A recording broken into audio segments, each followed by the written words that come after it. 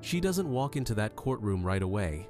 Long before Sarah Grace Patrick ever ends up under a judge's gaze, long before anyone hears a witness's voice start to shake, something else had already happened. There was a house. There was a mourning. There was a family no one would ever see alive again. And to understand how that courtroom scene came to be, to understand Sarah's expression when a child's voice echoes through that room, you have to go back to the very first moment, to the place where this nightmare actually began. Thursday, February 20th, 2025, Carrollton, Georgia. A regular single-family home on a quiet street where people aren't used to locking their doors with 2 deadbolts. The time is around 7 in the morning. A 5-year-old girl wakes up first. She walks toward her parents' room. She's tiny, still warm and fuzzy from sleep, reaches the bedroom door, and presses down on the handle. And then silence. The kind of silence that will come back to her in dreams again and again. The room that should have held living people suddenly feels like something foreign, still, cold, wrong. Kristen Brock, 40 years old. James Brock, 45. They're lying in the bed as if they're asleep, but the air around them has already changed. It's unmoving, heavy. A series of precise shots. No struggle. No sign of fought until the end. Only a dead calm, and the faint smell of gunpowder still hanging in the room. The child stares. She doesn't understand, and then she screams. That scream tears through the morning. Sarah hears it. She runs in. And in that first second inside the house, before the police, before the investigators, before TikTok, before everything, there are only 2 children seeing something no child should ever have to see. And a teenager taking the first step toward becoming the center of one of the most talked about juvenile cases in the state. She dials 911. And during that call, no one suspects anything yet. Her voice shakes, of course it does. She says her younger sister found their parents dead. And the police show up quickly, so quickly that no one has time to wipe away evidence or stage a fake break-in. And when the officers walk inside, everything becomes too clear. This crime doesn't look like chaos, and it doesn't look like someone trying to cover their tracks. It looks quiet. Too quiet. Investigators walk through the house and see neat furniture. No signs of struggle. No signs of forced entry. Not a single window smashed. Not a single door broken. Phones still in place. Nothing stolen. The very first report includes a phrase that will later become central. No indications of external intrusion. And then there's the LVAD, a left ventricular assist device built into James Brock's body to keep his heart functioning. A device that triggers an alarm when the heart begins to fail. A device that makes a sound impossible to ignore. Later, Sarah will say she heard its alarm around midnight. Yet somehow, she didn't hear gunshots. Why would something that beeps wake her up, but something that kills wouldn't? That question stays with investigators for a long time. But in those first hours, they're not thinking about that. They're thinking about the children. Social services take the girls into custody, and Sarah is placed with Caitlin O'Keefe, a woman from their church who had once been close to the family. Caitlin drives her home, tucks her into bed, and Sarah cries. She prays. She holds her little sister's hand, and in those first days, everyone thinks who on earth would ever suspect a child. The funeral is arranged quickly. The church is packed. People come not because they feel they should, but because they cannot believe that someone like Kristen is gone. She was a mother who lived for her kids. She lived through her faith. She lived with a kind of devotion that made it impossible to imagine anyone raising a hand against her. And when the casket is carried into the church, the air turns heavy, thick. People cry. And in that moment, Sarah steps forward. She is a teenager who just lost her mother and stepfather. A teenager who should have been shattered. A teenager who should have spoken like her entire world had collapsed. But what she says surprises many. And later it becomes part of the investigation. Those of you do not know me, my name is Sarah, and I'm Kristen Brock's daughter and James Brock's stepdaughter. This isn't easy. I don't know if anybody to do this all the time.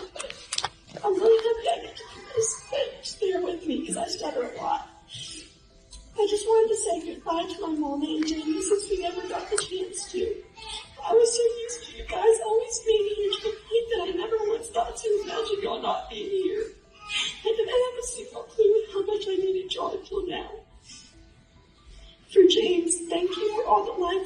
taught me and for being the best bonus dad ever.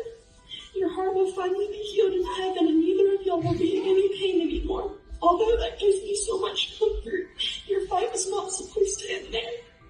And for my mother, everything we went through does not define what kind of person or what kind of mother you were. You were a beautiful, kind soul with so much gratitude and so gosh dang strong. And you taught me so many life lessons, and some that you just recently taught me through a letter you sent to James in 2018. When I first read it, I smiled and I cried, and I got chill bumps. But every single time I read it, it puts me to a lot of peace. So I thought I would share it. May 23rd, 2018. Deuteronomy 6:5. Love the Lord your God with all your heart, with all your soul, and with all your strength. The wrong one will find you in peace and leave you in pieces, but the right one will find you in pieces and lead you to peace. We can't always choose the music that life plays for us, but you can choose how we dance to it. She was always dancing to her own beat, LOL. And keep in mind, she wrote that herself. Eventually, all the pieces fall into place, but until then, laugh at the confusion, live for the moment, and know that everything happens. I can choose to let it define me, confine me, refine me, outshine me, or I can choose to move on and leave it behind me. Always, Kristen Brock. Considering that gave me so much closure, I want to remember them for who they were and not what happened to them, and be happy for the time we got to spend together and not sad about the time that we don't. I may always and will always be her sunshine, but she will always be my star from up above. And I know at nighttime I can go and look at Mama and Jamie in the sky, and gladly they will save me a seat in heaven like they saved for me. I'm sorry. Gladly they will save a seat for me in heaven like they saved a seat for me in this very church. Although there's nothing we can do to bring them back, we still have control over how we treat people with us today. Therefore, when someone tries to tell you anything, no matter how important it could be, just listen, because you never know when it's somebody's time to go. You could say goodnight and wake up a few hours just to find out they aren't there, despite their joy and their love. So just listen, and never take a hug or anyone or anything for granted, and love with all they have in you like they did. And lastly, my take on not taking people for granted. I want to thank my family, also known as my cattle fam, my grandparents, my siblings, Jaylee, Johnny, Jaden, Jojo, Trent, Tristan, Ashley, and Jesse for helping me get through my worst nightmare.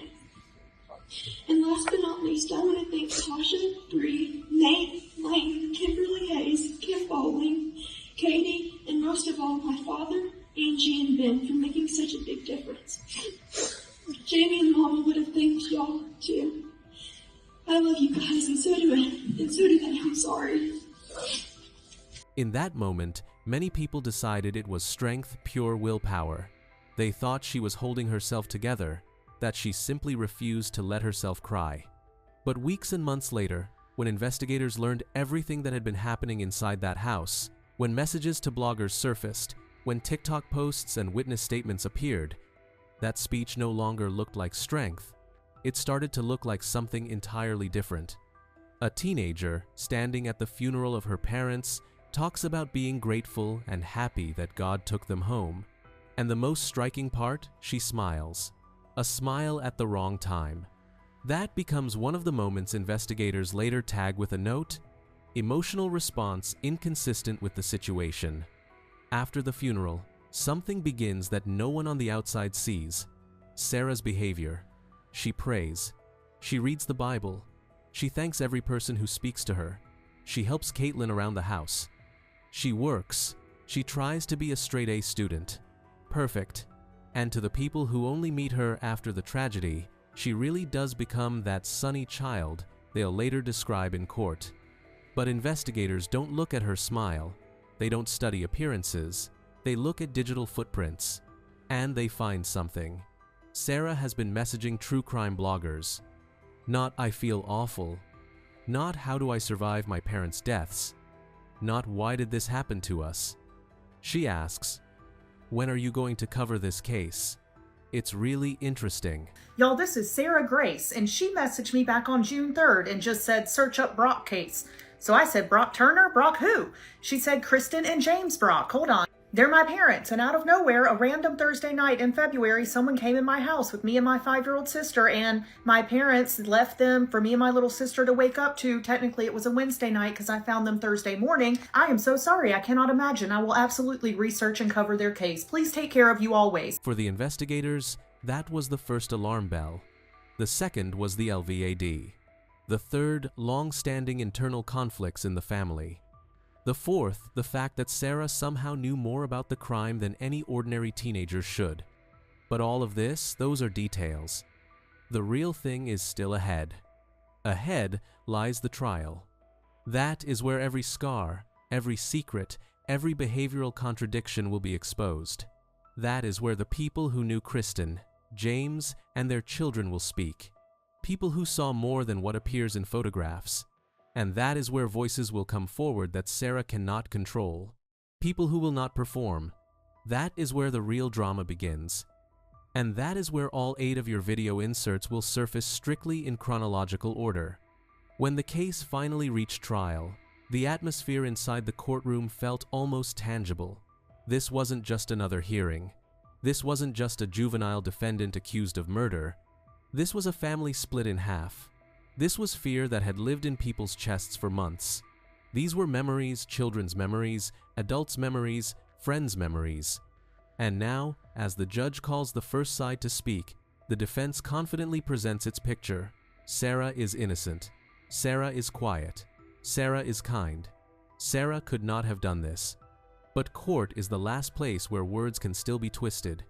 And sometimes a single sentence can shatter an entire defense strategy. The judge asks the prosecutor to begin, and the prosecutor calls the first witness the sister of Sarah's murdered stepfather, a woman no one could accuse of bias. She has nothing to gain. She has only grief. Sarah sits upright, but her lips tremble when the woman approaches the stand, because she knows that voice, and that voice is about to tear apart the first layer of her mask. Can you go ahead and tell us how you related to this case? Jamie is my brother, my only brother I have left, my only sibling I have left. Had. And like the judge said, you take your time. What do you think the judge needs to know about what's going on with you and your family? I have something to read. Your Honor, my name is Kim Bowling, and I'm Jamie's sister. I want to thank you for giving me the opportunity to speak today.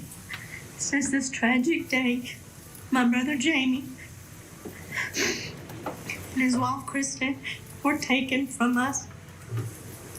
I have become their voice as they no longer have one. I would like to share how this brutal tragedy has affected me. I not only lost my brother, but also my sister-in-law in the most horrific way imaginable. Every night I lie awake, unable to sleep, haunted by the thought of what my brother Jamie and Kristen might have experienced in those final moments. With the possibility that they were awake when the defendant entered their room with a gun, and I imagine their terror in their final breaths.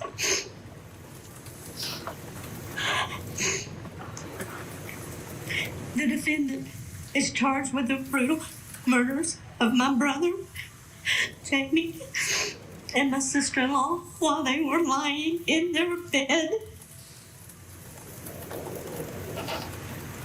Shot multiple times, including both shot in the head.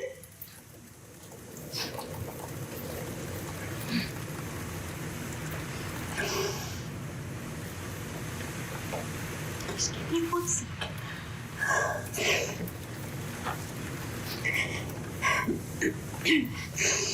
Mr. Parrish, can you talk about that? Thank you. Thank you, Mr.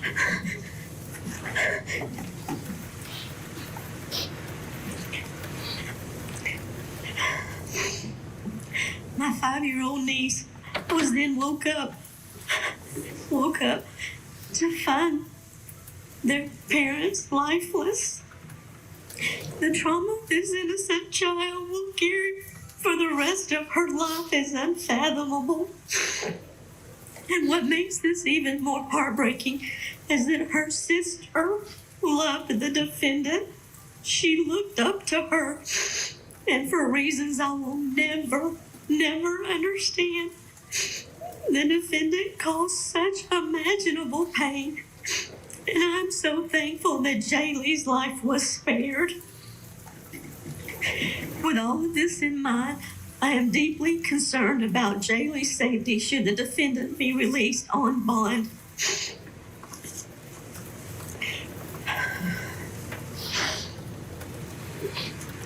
Jamie and Kristen had turned their lives around. They were actively involved in church, had found happiness, and were living a great life. They did not deserve what happened to them. I ask you, please consider the following factors when deciding whether to grant a bond. My first concern is flight risk. The defendant has financial resources provided by the immediate family, which would enable her to flee. Her family maintains that she is innocent, and given her manipulative behavior, I believe she may attempt to flee. Second concern is witness intimidation. The defendant has shown a pattern of intimidation towards family members and others with knowledge of the crime. I fear that if she's released, she will continue this behavior to silence anyone who could testify against her. My third concern is evidence. The brutality of these murders is not in dispute. My family and I have seen the death certificates, and although we are not aware of exactly how many shots were fired, we do know that there were multiple gunshots to both Jamie and Kristen. Personal safety. If the defendant can kill her own parents in such a violent manner, I fear for my own safety and the safety of my family and friends. The possibility that she could harm us is terrifying, and I urge you to consider this in your decision. I believe in our support, and I support our justice system and the hard work of Carroll County Sheriff's Office and investigators. And most importantly, I'm a Christian who believes in Jesus Christ. My prayer is that justice will be served for Jamie and Kristen, and their bond will be denied for the defendant, as she has shown that she is capable of extreme violence and manipulation. Thank you again for giving me the opportunity to speak and share my concerns. Thank you, Your Honor. Nothing else for this witness? No questions. Any reason me to hold this witness? No, you don't. Nothing else. Thank you. You may step down.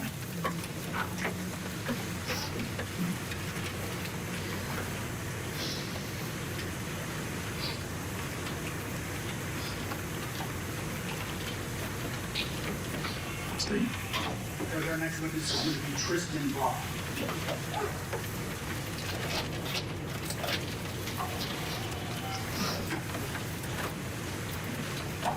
This is the moment that breaks the silence. Her voice shakes, but every word lands like a steel hook. Fear, sleepless nights, a child screaming in her sleep after seeing her parents dead. And then the blow that hits the hardest. I'm afraid of her. I fear for my family. If she's released, we will not be safe. For the first time, Sarah lowers her head. For the first time, she stops looking like that sunny girl the defense tried to paint. The first layer of her image cracks and falls away. After the stepfather's sister's emotional testimony, the courtroom is thick with tension, and the defense understands one thing: they have to bring the balance back, fast. They need to show the other side. They need the court to hear from people who knew Sarah as a good kid. And the next person they call is her mother's friend, a woman from church, someone who visited their home, someone who saw their family close up, someone who watched Kristen try her hardest to be a bridge between all the children. But even she cannot say what the defense needs her to say. Sarah, after me and Kristen became friends, I was at the doctor's office and just invited her to church. And then we became really good friends. And when you say church, are you talking about the Catholic church? Yep. Where Pastor Ben is the pastor? Yes. Now, when you invited them to church, did they ever come? Yeah. 2 weeks later, they come. And did they continue to come after that? Every Sunday. To your knowledge, were they involved in activities throughout the week or just Sunday service? At first, it just started as Sunday service, and then as they grew in the church, they became more involved. Now, you were you able to observe and spend time with and have a relationship with Sarah Grace personally? Yes. Her and my daughter were friends, so I've seen them quite often. And so, since you go to the Catholic church, I'm assuming you stay local, somewhere close by? Yeah, I only stay about 2 minutes from the church. 2 minutes from the church. So, 7 minutes from here, maybe? Yeah. Okay. And at any point, okay, so let me ask you this. When did you meet Kristen? It was back in August. Okay. Of last year? Yes. Okay. And when you met her, during that time, how often would you say that you had occasion to spend with her and Sarah? For the beginning of the part, we just stayed on the phone mainly, and then as we grew closer, we went to birthday parties and cookouts and that sort of thing. So, I mean, it was a few times. But would you agree that most of the time you spent was at church? Yes. Okay.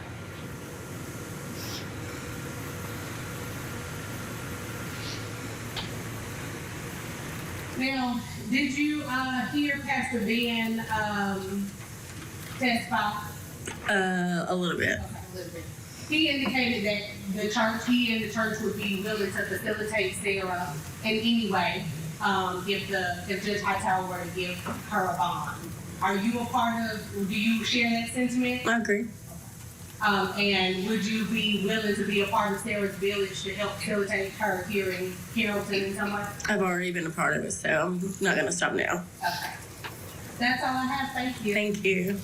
This testimony doesn't accuse Sarah, but it doesn't defend her either. She tells the truth, the very reason witnesses are brought into a courtroom at all. Sarah was polite, yes, but Sarah lived in her own head. She shut people out. It's not proof of guilt, but it becomes the first brick in the wall where the defense is trying to paint her as the perfect girl. And now that wall begins to crack. The next witness is the pastor. His words are supposed to fully restore the defense's narrative. He is an adult, a respected religious figure, and the defense hopes his testimony will create, in the judge's mind, the image of a deeply faithful, gentle, humble girl. That is exactly how they've planned to present her. He approaches, folds his hands, and his voice is warm, steady. Everybody still comes except, of course, Jaylee, because she lives away with her grandmother. That's a long drive. But they all actively come and consistently. Even now that Sarah Grace hasn't been able to come, they continue to come consistently. And just for clarity, who is DJ? Sarah Grace's father. Thank you. I want to make sure I'm clear. No problem.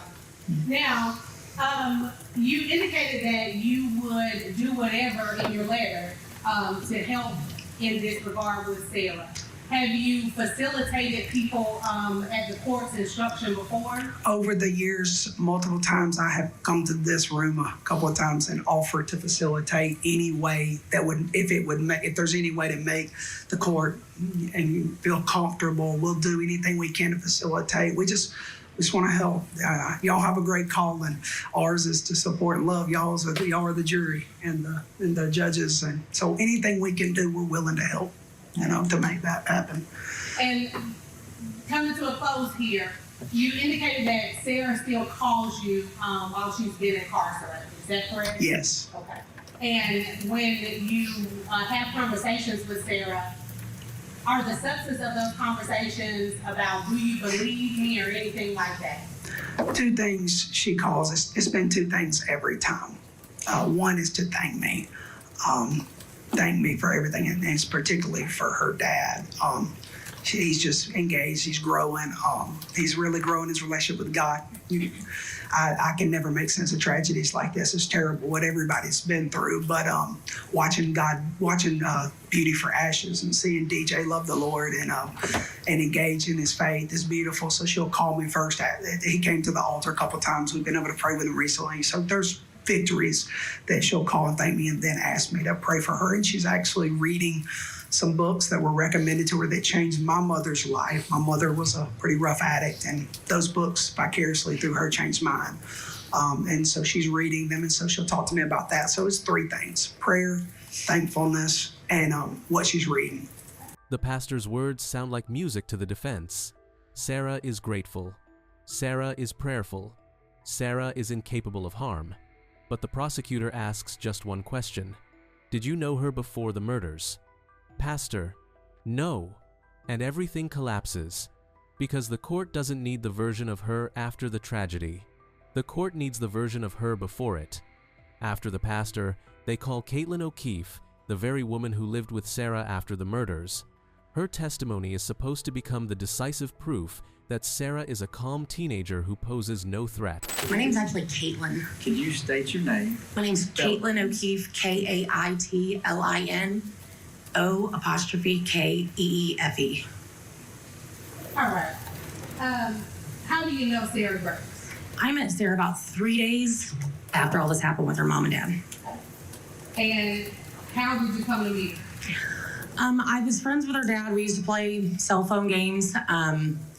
He told me what happened.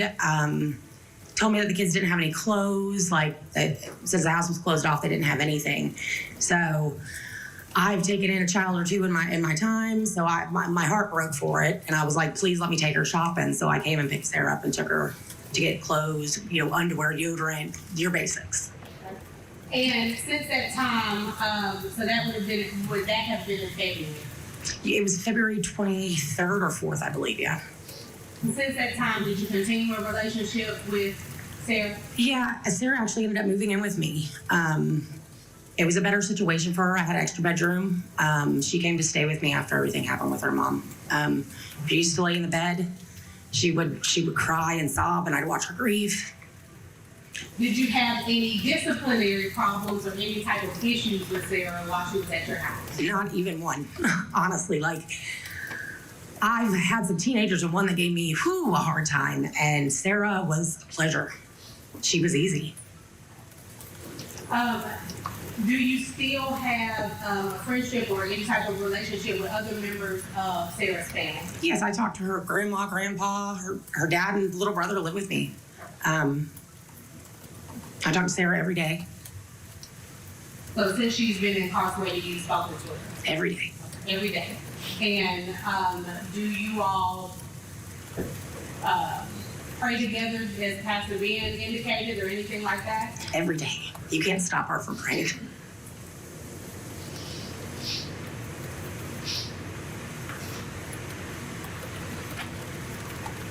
Now, are you aware if at any time during her stay with you, did she have a driver's license?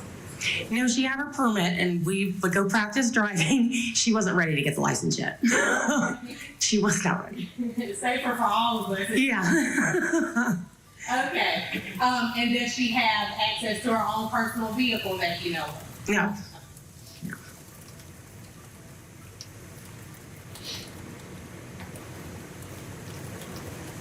During the time that she was with you, was she attending school? She actually worked really hard and graduated a year early. Where was she attending? She was going to Central here in Carrollton. And you said she graduated early. What do you mean by that? And she worked hard. She was on track to graduate early before all this happened. But I mean, even after this happened, like there were some rough times. But when we found like a peaceful moment, I'd be like, let's get your schoolwork done. Let's make your mom proud by showing her you finished this. You know, and that was a big goal for Sarah. And do you know how old Sarah is? She's 17. Did you know, or during the time that she was with you, did she have a job? She did. She worked down the street at a local restaurant. And do you know if there were any problems that you are aware of at the restaurant? No, they loved her. They still love her. They ask about her all the time when I go up there.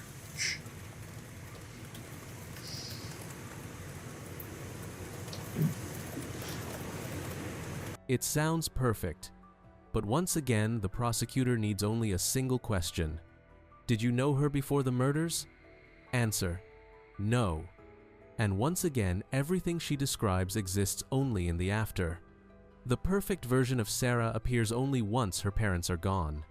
And that is one of the heaviest elements of this entire case. Now comes the moment that went viral on its own because of its emotional contrast.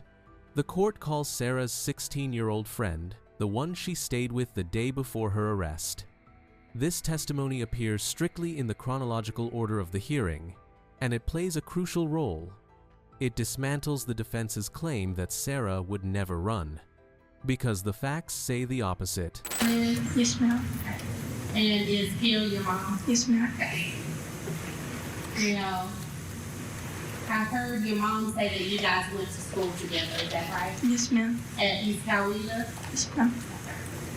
And have you gone to school together since then, or that was the last time you went to school together? I'm gonna say 9th grade. She started at East Coweta High School, and then she moved. Is that when, do you know if that's when she moved with your mom? I'm gonna say yes. Now, so that was 9th grade, but have you guys continued to be friends since then? Yes, ma'am. And when you say friends, talk to me about what that looks like. Are you guys talking on the phone? Via Snapchat sometimes. We would call, I'd check in on her. I was never allowed over at her house. But she was allowed at your house? Yes, ma'am, I'd go and get her. I'm sorry, I didn't get that. I would go and get her. Okay, you would go and get her. So you have a car. Yes, ma'am. Okay. And you have a driver's license. Yes, ma'am. And we shouldn't be scared. No, ma'am. Okay. I'm a great driver. Okay. Now, so you guys have kept in touch over the years, is that right? Yes, ma'am. Okay, and when you guys keep in touch, what sort of things do you do? Well, usually I'd go and get her, and then we'd go to the gas station and get something to eat. It's an hour 30 drive back home, so we'd blast music like teenagers would do, going home. And we'd go home, and I have a 2-year-old son, and we would play with him for hours until he fell asleep. And then we'd watch movies. Okay. That's what we do. Now, at any time have you, well, let me ask this. Have you talked to Sarah since she's been incarcerated? I have. And what have those conversations been like? Telling me she loves me. She's so thankful for me. She's excited to get to go on the jet skis again one day, have fun, be a teenager, and then we pray. Okay. Now, are you attending church too? I used to. Okay. But you're not at Catholic church? No, ma'am. Because That's far. too far. That is far. No problem. Now, were you in contact with Sarah after the incident happened? Yes, ma'am. And did you have any concerns about Sarah leaving or running or trying to get away in any way? No. Okay. Did she ask you to come pick her up and take her back to Alabama and hide her or anything like that? No. Okay.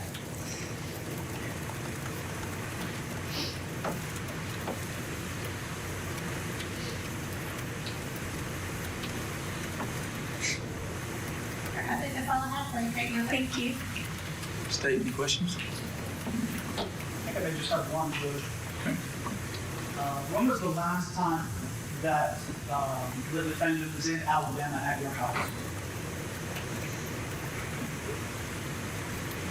I really don't remember the date. It was the day I took her. She said she may get her phone back, and I took her that day. And then I took her to Wedowee. We were gonna have a sleepover, and then we got the phone call that she needed to come back home.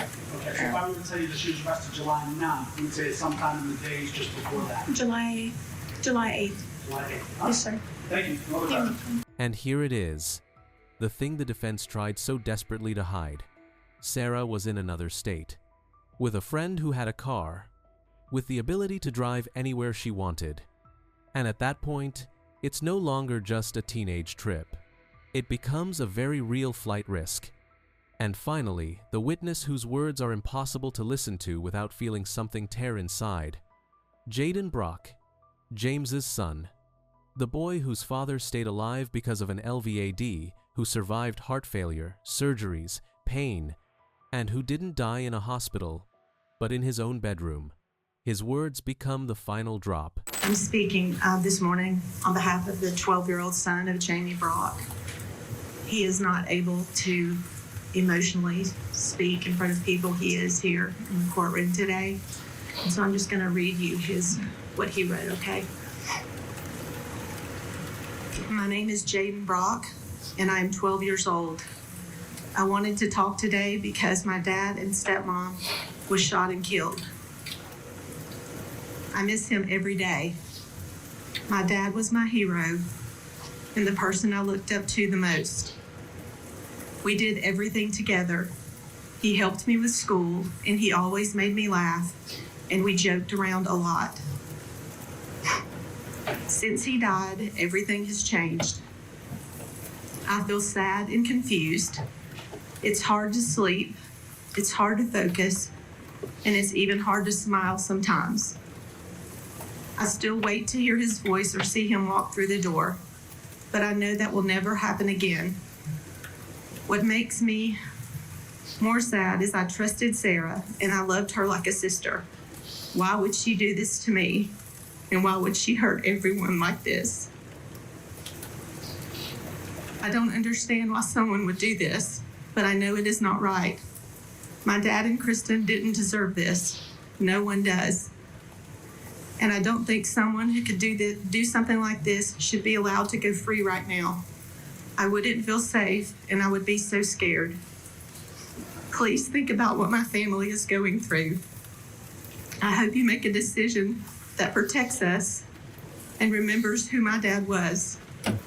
A good man, a loving dad who didn't deserve to die. Thank you for listening to me. And that's his statement. Thank you. I don't have any other questions.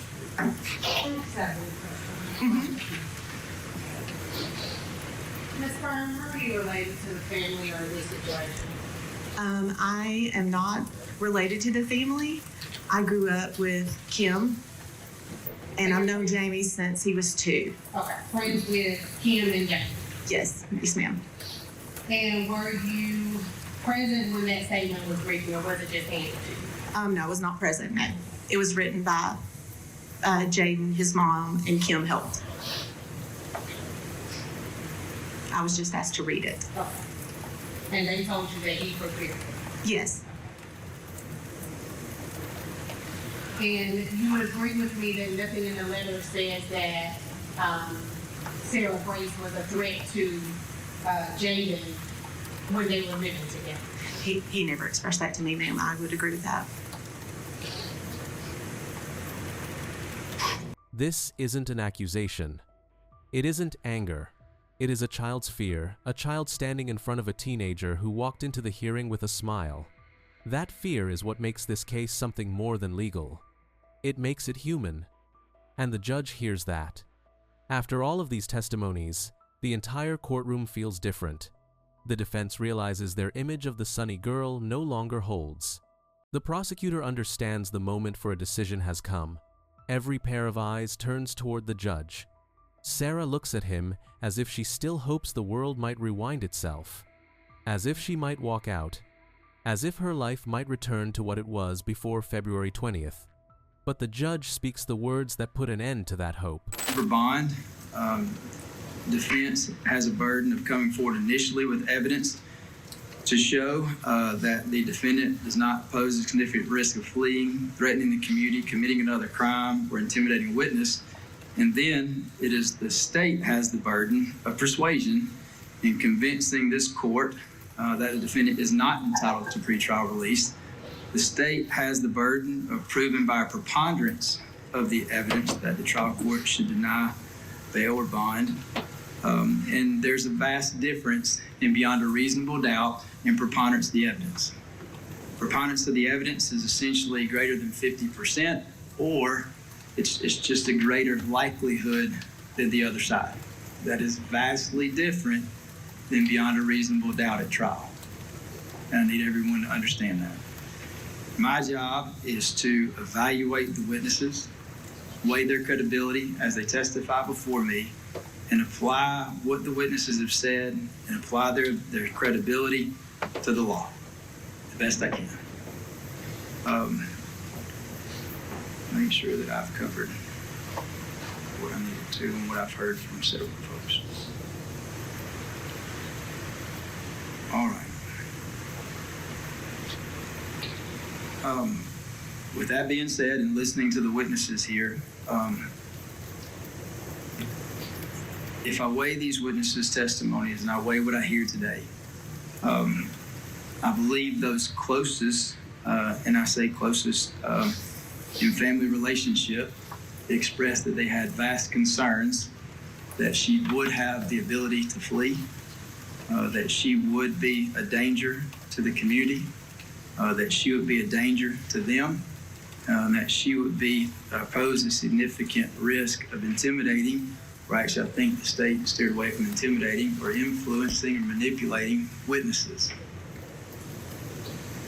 By finding that, I find the state has met their burden today by a preponderance of the evidence. And Miss Patrick, because of that, I'm bound by the law, and I do not believe that you would be a proper candidate for bond at this time. With that being said, here's what I want to tell you. Very recently, the Judicial Council of Georgia recognized our court as being a clearance rate excellence award recipient, which means that we are very up to date on our cases and we take great pride in moving cases quickly.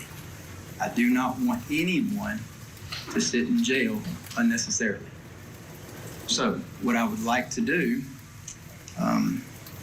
is go ahead and give you future court dates. And I'll explain this, Ms. Williams, a little bit, because again, I know you're new to being in front of me, but I would like to go ahead and give you some future dates for your case.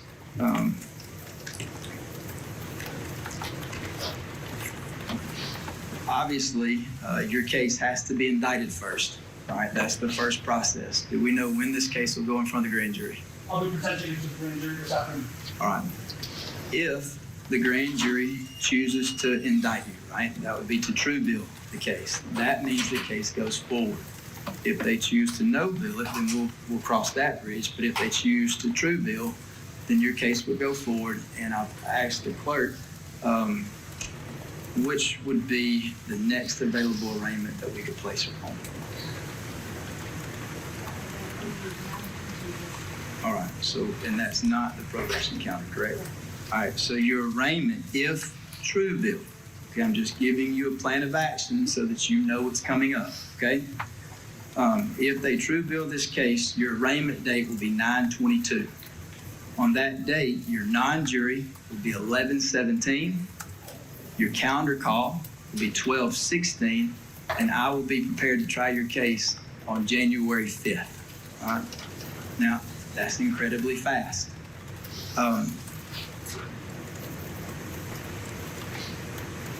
State and defense. I'm completely aware that y'all may ask for continuance based on those time frames. I'll need y'all to do that formally. There's a lot of interest in this case from both sides, and defense was right. Justice needs to be done, and no matter what decision was made, someone is going to feel as though justice was not served today. That's just the truth. If I would have granted bond, there would have been a large group that said justice was not done. If I deny bond as I'm doing today, there's going to be a large group that says justice was not done. That I can't avoid. But what I can do is give this young lady. That's it. It's over. And for Sarah, this is the moment when the last smile disappears. Her shoulders drop, her lips tremble, and the eyes that seemed confident at the start of the hearing suddenly go empty. The judge lifts the gavel. A strike. The case is closed. The courtroom reaches its end. But the story, it does not. Because ahead lie the investigation, the forensics, the LVAD analysis, the digital footprints, the TikTok messages, the motives, everything that will come to light later. But this day, this second, becomes the moment when her mask finally falls away. The court did not see a good girl. The court saw a risk. The fear in the witnesses, the facts, the logic, and it did what it had to do. It kept Sarah in custody,